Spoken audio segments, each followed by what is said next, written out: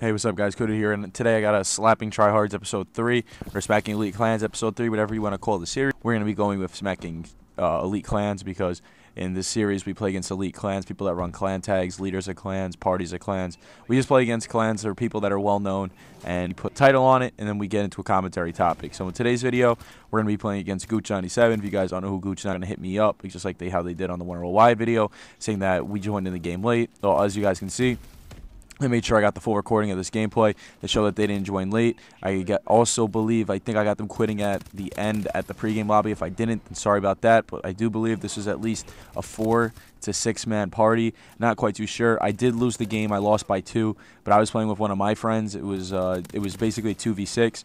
My friend lives down in Mexico, so he wasn't really able to do a whole lot. So it was really a 1v6 then, if you would see it that way. The teammates I had on my team weren't that bad. The randoms, they were actually pretty good playing the objective. If I was on the objective more, we probably would have won. But if you guys are wondering what the class I'm using is, this is the AK-12 bleeder version, I would say. I think, yes, this is the AK-12 bleeder. I'm using stock, suppressor, combat knife, low profile, blind eye, scavenger, toughness, and the kill streaks I'm using is the UAV with the extra assist points, the bombing run, the aerial assault drone with the missiles, and a paladin. I believe I was using extended time in this video, or I might have been using sleight of hand. I was using one of those, but this was like the first time I ever really got the Paladin on this map, so this was just a trial and error. I didn't really even expect to play o5Gz. He joined in the game really, really late, and like late into the pregame lobby countdown timer, and the match timer didn't really reset, so I got in the game before I could expect anything. But also the other reason why I'm using this AK was because I was going to do a gun review on it, about how I was going to say that this is probably one of the better versions of the AK for long-range gameplay. Obviously, this isn't no AK rest in peace. It's only a professional version. This weapon's beast. When I tell you it's a beast, this thing is crazy. It drops the fire rate, so over range this gun has little to no recoil. Has the iron sights from Call of Duty Ghost, so almost absolutely no sway, no kick, no anything. It's a beast weapon. And I guess you guys could say the play style I played in this lobby was really, really campy. The reason why it was really campy was because I understood that they were in a bigger man party, and I knew we weren't going to win off the start, kind of, for the most part. And I honestly, for the sake of the channel, I'd rather get me dropping a nuclear against Tryhards than going for a win against Tryhards and probably not go whole percent positive. But I just did this so that you guys could see the gameplay. But if you guys notice the way I use this AK-12, you know how the AK-12 in this game, you could play kind of aggressive. It's not too good at long range, not too good at close range, but the version I have really excels a strength of the AK. The AK on this version has almost no recoil due to having the slower fire rate, so you're not going to need foregrip, and due to the +2 to damage, it has probably about the 3 to 4 hit. It's a 4-hit kill to the longest ranges, 3-hit kill up close, and 3-hit kill, 2-hit kill headshots at close range, long range, depending. So really, really great gun. You just can't be really aggressive with it. That's the thing. I recommend using this gun when you're with a party. It's a really hard gun to use for gunfights. For long range, though, this gun really tears it up. But today's commentary topic, besides me just telling you guys about my weapon and the weapon I'm using, I suggest this weapon if you can get your hands on this before the AK rest in peace.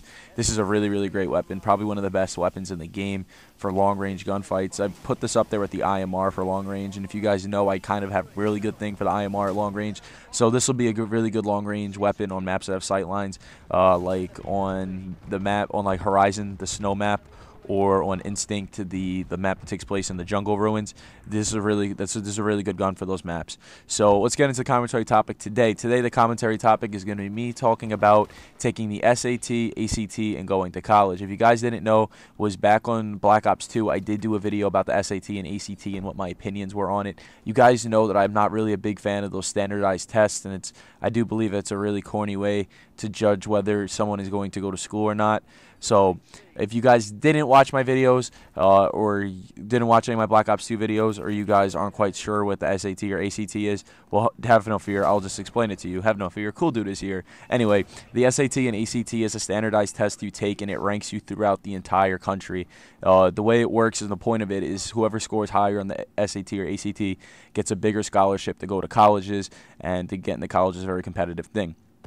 So what ended up happening with me was the first time I took my SAT.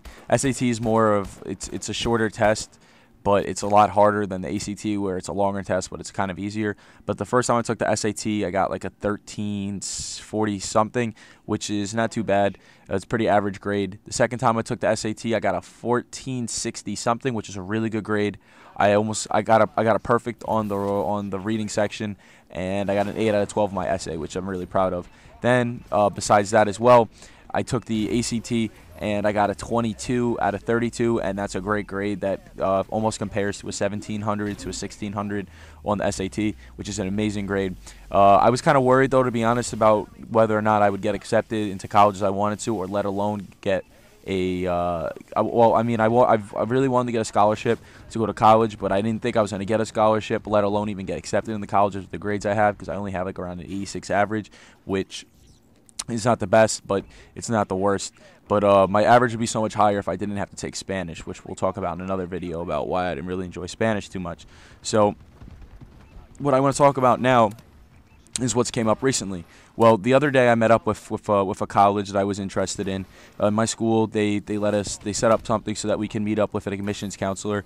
Originally, how it was set up was that you get in the mail whether or not you were accepted into the college or not.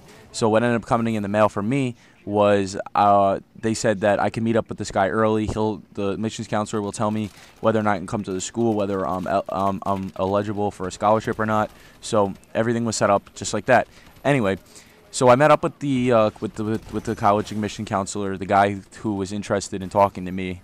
So we're sitting there talking. As soon as we walk in, he shakes my hand. He says, "Congratulations, you've been accepted into blah, blah, blah school." I don't want to give the name because I don't want no one stalking me.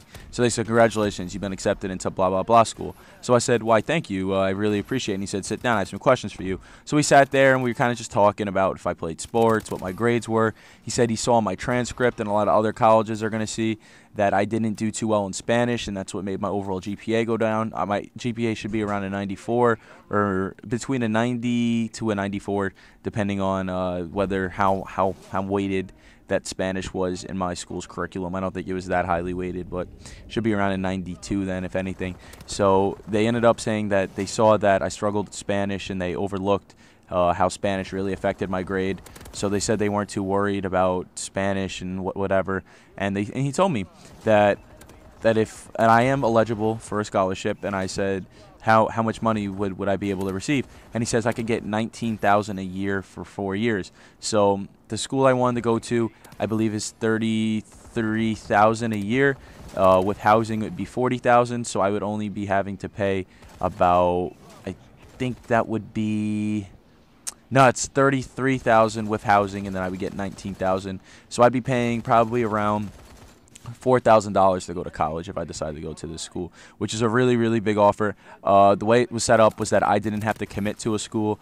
I didn't have to give in to a school. I didn't have to make any promises to any school, but they made a promise to me. That scholarship is definite. They will be giving it to me no matter what. They can't take it back until I fuck up in the school or whatever. So it really, really worked out in my favor. I'm really glad that I was able to receive such a deal. It really made my mom happy. It made me happy. It really gave me some confidence. Even though this isn't one of my top schools I really want to go to, it's like I said, it just gave me a lot of confidence, a ton of confidence, and it really made me feel good about myself that I'll be able to attend a school without having to pay as much. And the other school my main school that I want to go to, it's that school is easier to get into. The school that gave me the $19,000 scholarship, so I could probably almost go to college for free. I'm hoping if that's what ends up happening. So honestly, I'm really proud about it. I hope you guys are proud that I'm getting into college too. I'm really happy. I'm really excited, and I've stayed true to all my promises to you guys. I stayed true to all my promises in school. I promised to you guys on this channel back in Black Ops 2 when we first started doing these one-a-day uploads, probably about 6 months ago from now, back in May. I promised that I would get my grades up in senior year so that I could go to college and I could be able to talk to you guys when I'm in college and tell you guys how everything's going. And personally, everything's going great right now. You know, I had a 95 average this quarter. I got 93 or 94, 95, something around there. I ended up getting first honors. I'm really, really happy for getting first honors. And obviously, I'm just going to continue to do what I'm doing. And it's only going to go uphill from here. and I hope you guys enjoyed it. It's been your boy. This was a nuclear against Gooch 97's Pary in a 2v6 or 2v5. You can consider it 1v4, 1v5 because of the way that he was lagging. This was a double paladin gameplay as well. Really, really beast gameplay. I do believe I dropped around 40 kills, I'd say. Not quite too sure what the kill ratio is. I don't think I bring up the leaderboards at the end like I usually do for the nuclears. I don't know why. I think I was like kind of excited. I think it's like 34 to 2, something like that. But I hope you guys enjoy. It's been your boy. I'll catch you in tomorrow's video. This is Smacking Tryhards episode 3. I'll see you in the next one. Peace.